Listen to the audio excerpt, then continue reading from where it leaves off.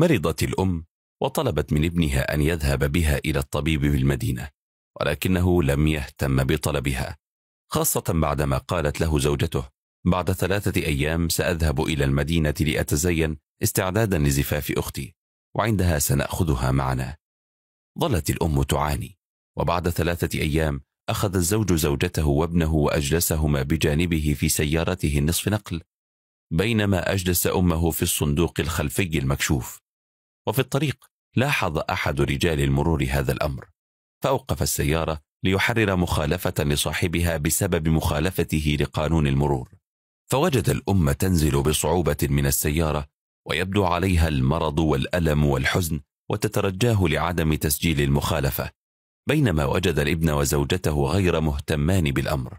فتأسف رجل المرور للأم وأصر على تسجيل المخالفة.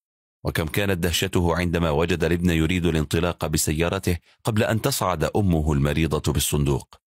فقال لهذا الابن: قال النبي صلى الله عليه وسلم: لا يدخل الجنة عاق.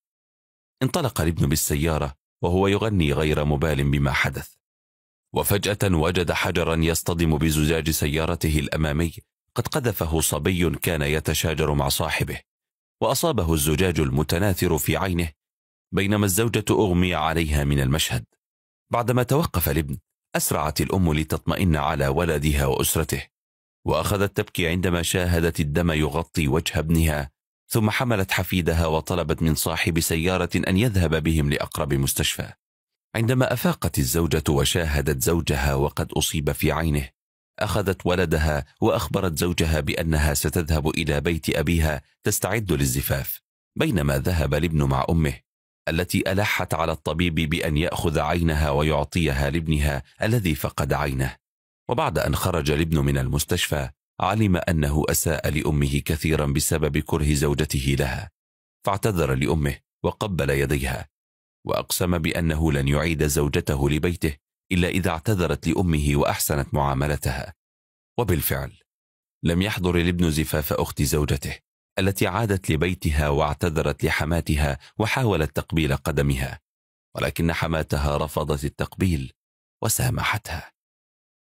وقضى ربك ألا تعبدوا إلا إياه وبالوالدين إحسانا إما يبلغن عندك الكبر أحدهما أو كلاهما فلا تقل لهما أف ولا تنهرهما